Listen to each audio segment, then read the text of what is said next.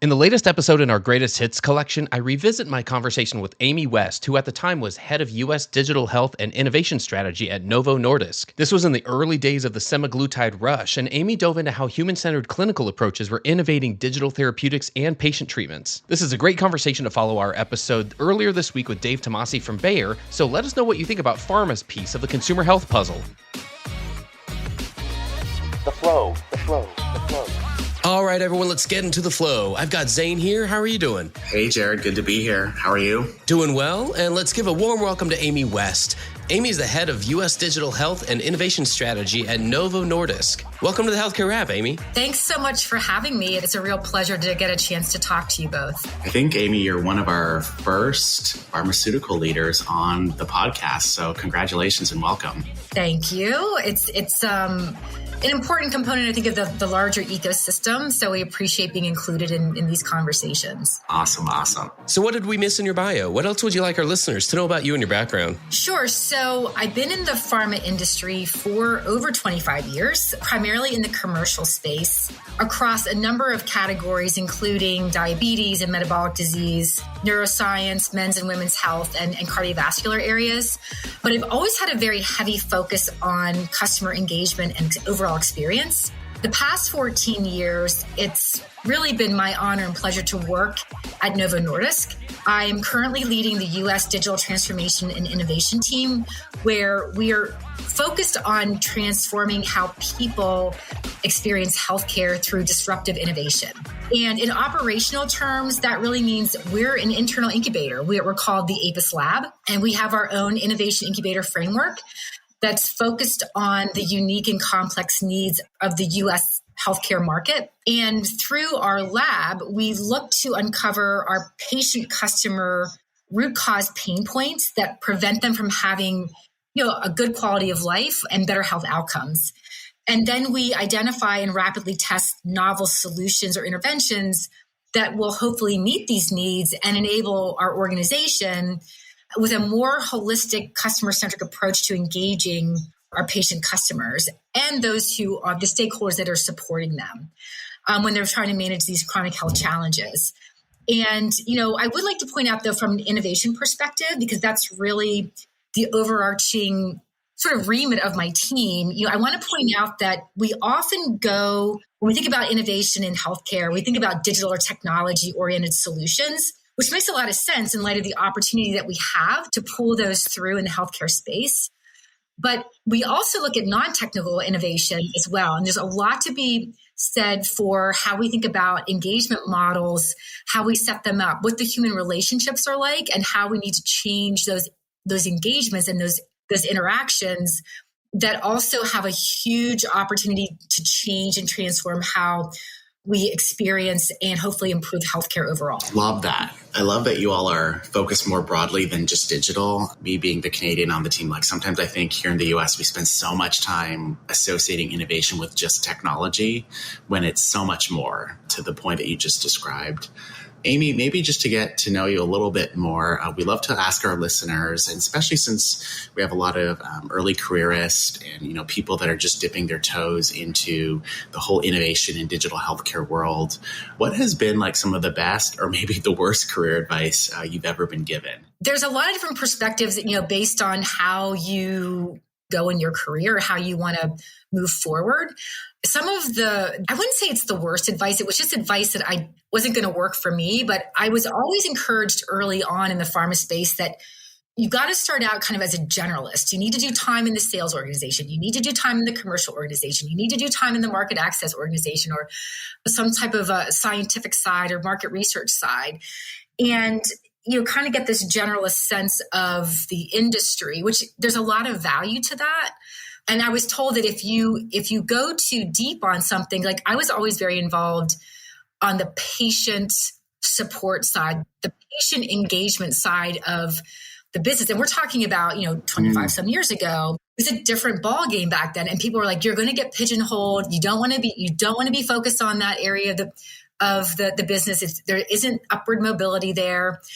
But that's where my passion was, because I'm a patient myself. I have family members who are patients, and I've always felt like, well, this is our reason for being too. our products won't work unless somebody takes them. Yep.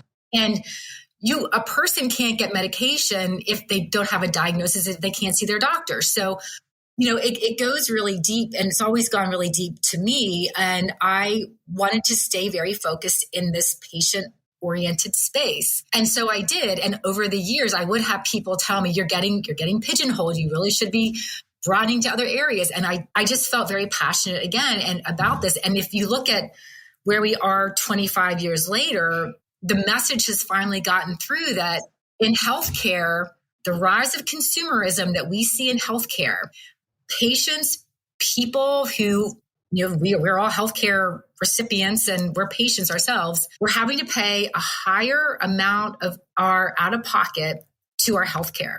And we have choices. We are advertised to. We can ask questions, things that we never really could do before. And so I'm going to make a choice as to what doctor I'm going to see. I will read the reviews on you. I will decide, hey, if you offer telehealth services in addition to in person, I see, I know what my health situation is. If it changes, I have options as to what medication I want to take. I want to talk to my doctor about it. I don't want it just to be dictated to me. And so we're seeing a real shift in the pharma and healthcare space overall that we have to pay attention to customer, patient experience and expectations. And what they want. Exactly. Because we have choice. Yeah, I think that's fantastic given, where your focus was, despite, maybe some of the mentors or leaders around you pushing you elsewhere. How awesome, given what you're doing today, does that experience serve what you're doing? Jared and I, with all of our guests, talk about, how important consumer-centric innovation is and how important it is to really understand the pain points of consumers at a nuanced level. How are they feeling? What are their emotions? And I just feel that the decisions you've made probably perfectly position you for now taking more of a leadership problem-solving role within the organization. I certainly feel that when I feel the time has finally come and it's undeniable now. Yes. What would you say, Amy, maybe to go a little bit deeper on this podcast, in terms of our listeners, there's a lot of young careerists or, digital health leaders who are looking to maybe jump ship or transition into other areas of the industry. What would your be advice for folks who maybe don't know a whole lot about pharma? I think about my own self. I don't have a scientific background. I think I failed chemistry. Could I be successful in a pharma company with technical or innovation skills, or do I really need to have that science, super nerd background to do well at a place like Novo Nordisk or somewhere else? There are many different options for many different backgrounds and capabilities. Again, like 25 years ago, it was all sales. You couldn't even get in the door unless you quote unquote carried the bag. And my entree though was on the digital marketing side. Because at that time, that was the early days of digital marketing, and I had that digital marketing background. And so that's how I was able to get in the door without having a sales background. Again, we're seeing things evolve with, obviously the science piece is always going to be there because that's really the root of most pharmaceutical companies' innovation. It's their clinical, scientific, and molecule foundation. And now we are seeing the rise of digital health organizations, which are about the connected type of solutions, which is slightly different animal. But I think, so the scientific piece is always going to be there. We are starting to see a lot more focus on digital transformation, and meaning whether that is connectivity of our treatment solutions, whether it's device, a medication, whatever, we're starting to see a need to support connectivity. So people with technical backgrounds in the digital space or in the technology and space are going to be really important. People with data science backgrounds are really, really going to, I think, have a lot of opportunity in the pharma space because, so much data is now being collected in light of these connected interventions that we're having. There's so much data out there that's being collected, again, just foundationally through our clinical trials and various data points that we have, but then also the connected digital health type of solutions are collecting data on a real-time basis. But if data for data's sake doesn't help unless we know how to use it and apply it in the best way possible. So how do we sift through all that data? How do we make sense out of it? How do we leverage AI, machine learning to support what the human being can't do with all this data? So there's a huge opportunity, I think, for any data scientists out there. Again, these are new sort of capabilities that we didn't really have in the past in the space. I also think that people that are open-minded, innovative thinkers, problem solvers are going to be really important, because what's, I think, important in pharma as well as healthcare in general is, for so long, our approach to solutioning was really quite inside out. It's like, how do we drive our business? How do we get our healthcare professional customers to listen to our messages so that they can then prescribe to the patients? How do we get our DT, our direct to consumer marketing messages out there to the customer to get them interested in our product and getting them on product? When I think what we really need to do now is we have to really take an outside in approach. Again, it's that really customer patient centric approach to what is your problem to solve? Because the reality is, when we think about, my company is 100 years old. We are celebrating our 100-year anniversary this year, which is fantastic. We've been in the diabetes space since day one, which is great. We also have other therapeutic areas where we have very innovative solutions. But you could also argue that 100 years of trying to find solutions and interventions for diabetes, we've had tremendous progress, as well as some of our competitors that are out there. We have really good products and they work really well. But we still have an epidemic of diabetes in this country, and that is uncontrolled. So medication alone isn't enough. We have to do more than that. And so I think that's where we have to take this more holistic approach to our customers. Who are you as an individual? What is preventing you from being able to engage in your health and wellness in the best way possible? And the reality is, if I really know you as an individual who's been diagnosed with a chronic disease, but I find out that you are actually living in a situation where you don't have transportation, you're trying to work 2 jobs by using the bus route, and you've got 3 kids that you're trying to raise as a single mother, getting to the doctor is an afterthought. Getting a diagnosis isn't even on your horizon. So we have to better understand you as you live your life on a daily basis, where you live, your environment, your social factors, your family factors, so that we can now create a way for you to get access to the diagnostics, to a doctor, to medication in a way that works for you, when, where, and how you want to engage, versus us just pushing a message out to you, or that isn't even going to resonate because it's not even resonating with you because you don't get it. It's not factoring into your ability on a day-to-day basis to make it a priority. So again, we need thinkers who are able to problem solve from our end user customers' point of view. And a lot of that type of innovative thinking, and then people that have experienced innovative processes like rapid test and learn and iteration and piloting and pivoting on different learning so that you can get to a solution that is going to be check the box on meeting the customer's needs, but also meeting the needs of the business. So driving that shared value. So again, people that do a little differently and outside the box. Let's dig in a little bit more there on the tactical side. I love hearing how much you're an advocate for clinicians to embrace an innovative approach and a human-centered innovation approach. Can you tell us what human-centered means to you in that context, and where does it come into play with digital therapeutics? Sure. So for a human-centric approach, it's really about understanding the user holistically. And I think we need to go beyond the fact that somebody has a health issue. And we have to think about them in their day-to-day life, how they see themselves. For example, none of us sees ourselves as a patient, right? We see ourselves as a mom and dad, or a teacher, or a police officer, or a pharmaceutical company worker. We don't see ourselves as someone who is sick and having all these having issues that I have to deal with on a daily basis, and I have to take medication, and my life doesn't revolve around my medication.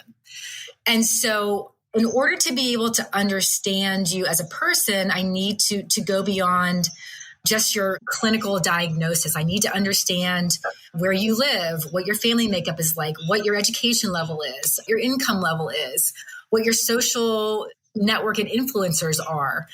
And that gives me a better sense of who you are as a person. And then we can fold in the health considerations. Let's figure out a solution that's going to work for you based on how you live your life, your lifestyle, and when, where, and how you want to engage in your health and wellness. So we have to think about you from that human being standpoint and not from a patient standpoint. That gets pulled through with the digital therapeutics from the standpoint that we need to be designing these types of interventions from a human-centric design standpoint. How is the end user going to use this? How are they going to integrate it into their daily life? How's it going to work for them? And then design the technology and the digital aspects around that, or whatever that innovation is, not the other way around. You can't just design something because it works. Technically speaking, it has to work for the end user. And so we have to start with the human design first and then add the technical design when it comes to these digital therapeutics. Yeah, there really is a lot there. And what Zane and I have seen in the last few months, some on the retail health side, some on the digital health side, some on the traditional care side, what we've seen is there are a lot of parallel conversations happening right now, all about, this would be a good idea. We do need to put the consumer's needs at the forefront of any change management process and any innovation process that we have going on. And as a result, we're starting to see things differently and innovate differently. And so it feels like there's this movement among provider organizations out there in particular who are starting to have an awakening, if you will. They're seeing this trend towards consumer-first health, and they're recognizing that they play a part in it. They also recognize that they don't play all the parts. One of the components there is the tech and data that's needed to make it all happen. All the design around consumers' needs can only get us so far because then we have to actually build the experiences and the infrastructure that need to happen. What's your take on the tech and data that are needed here? To take a step back just for a second, when we talk about the end user expectations and needs, so we have to design for that first, and then we pull through the technical, the digital, the data, whatever those elements are to support that enablement. But at the root cause of a lot of the end user needs and challenges is this idea of convenience or the inconvenience of our current healthcare ecosystem. And so whatever we do, we have to create that easy, as much as we can, create that easy button for healthcare. So whenever we're designing from a technical or a build standpoint, we have to think about that. How do I make this the easy button? How do I create the user experience from a technology, digital data standpoint that creates that easy button for the user? Because if we're creating one more thing they have to do as a part of their life, that's a barrier. And so again, we have to, and if we can even make it ambient, like if we can create something that collects information automatically or injects an update to the individual in a very sort of regular part of my day basis, that's where I think we're going to have a lot of success. And I think that's where we need to be thinking. And at the end of the day, the companies that figure out how to create that convenient experience the best, they're going to be the ones that are going to win the day. And I think an interesting example, it's not necessarily on the technical side, but when we think about convenience, you look at what the CVSs and the Walgreens and of the world are doing, where they're creating these minute clinics within the brick and mortar pharmacies. I mean, look, you're driving your kid to soccer practice and you need to get a flu shot. Hey, I'm just going to pop in there real quick, get my flu shot and go. Alternatively, I would have had to make an appointment at my doctor's office. They're backed up for 3 months, So they've really embraced this notion of convenience. And that is what the consumer is looking for when it comes to healthcare. And we need to pull that through in the actual engagements with the clinic setting, as well as with any sort of technology that we build. You have to design for the human interaction first, and then put the build around that to support that convenience factor and deliver the value that the customer wants, or also go somewhere else. Sure. That makes a lot of sense. Amy, could you tell us, whether it's specific to Novo Nordisk or just more broadly within the pharmaceutical space, but what are the specific therapeutic areas that companies like yourself are trying to innovate within? I think our listeners would love to just be grounded in, what are the different domains, if you will, where you're trying to solve problems? What might those be? It's pretty much everywhere. Like in pharma, obviously our first and foremost priority is getting our medications to the people that need it as quickly and as seamlessly as possible. So, we want to be innovative with how we get our messages out there, how we support people who are on our medications or support the healthcare professionals that are prescribing them. So we have some innovative patient support programs, whether it is live or virtual coaching support or just, self-guided learning and education. We have telesupport services, things like that.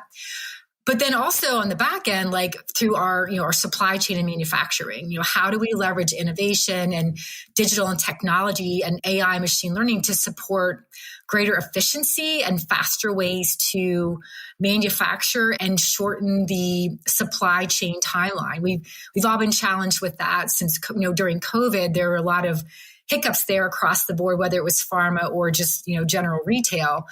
But, we can apply these innovations from anywhere from our early stage in the pipeline all the way through to our commercial marketing activities and things like that. So it's everywhere across the board. That's really helpful. What maybe we should dive in a little deeper into some of that. What are like some specific tools or methods that you use with teams when you're trying to get them to innovate, get them to think differently?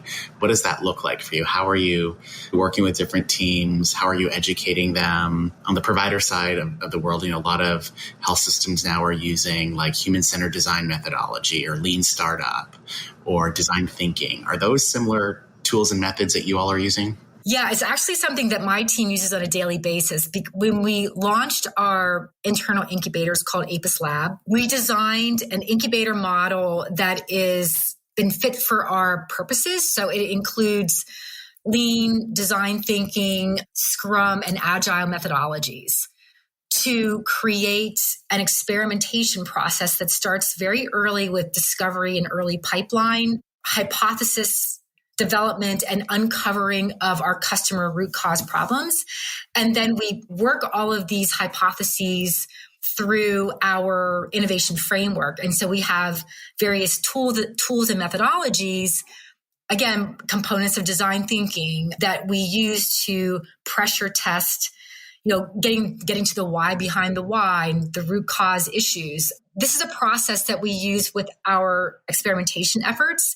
We also work with different parts of the organization to include them in the work that we're doing. So we pull in our folks from our medical organization or from our market access organization or from our IT and data organizations and commercial to be a part of these experiments based on the relevance to their area of the business. And we work together to experiment and test these things as quickly as possible and hopefully get them potentially to a pilotable and scalable state. So these methodologies, though, and the fact that we even have this incubator in the U.S. is pretty unusual for a lot of pharma. It's in the newer areas of how they're thinking about going to market and solutioning and thinking about the business of the future. And we're starting to get much more intentional, though, and building this across the organization.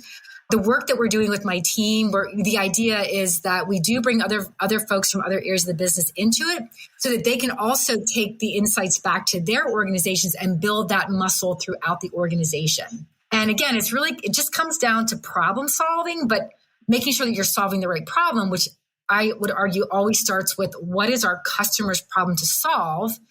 And if we can do that in a way, we obviously, as Novo Nordisk, we need to find the shared value for the business so that we can continue to invest and innovate. But if you can get to that sweet spot, which we call the desirability, viability, and feasibility of an opportunity, we've checked the box on something that we really should be investing in. That's awesome. I love the desirability, feasibility, and viability framework. I try to apply it everywhere in my life. And once I feel like it's like the gospel of innovation. Once you let that thing sink in and you realize how powerful it is to lead teams towards designing the right products that work not only for the customer, but also for the business. Exactly. And it keeps you honest. It keeps you accountable and honest to what is truly going to be the shared value. Yeah, love that. That's fantastic. Amy, this has been such a pleasure. With that, that's actually going to be a wrap for this episode. Thanks so much for joining us, and thanks for giving our listeners so much to think about. My pleasure. Thank you guys so much, and would love to do it again sometime. Thanks for tuning in. If you like what you heard, please spread the word. Tell your colleagues to tune in for all the awesomeness, then leave a review on Apple, Spotify, or wherever you listen. This show is produced by Shift Forward Health, the channel for changemakers. Subscribe to Shift Forward Health on your favorite podcast app, and you'll be subscribed to our entire library of shows. See our full lineup at shiftforwardhealth.com. One subscription, all the podcasts you need, and it's all for free. And remember, we might have a lot of work to do in healthcare, but we'll get there faster together. Thanks again.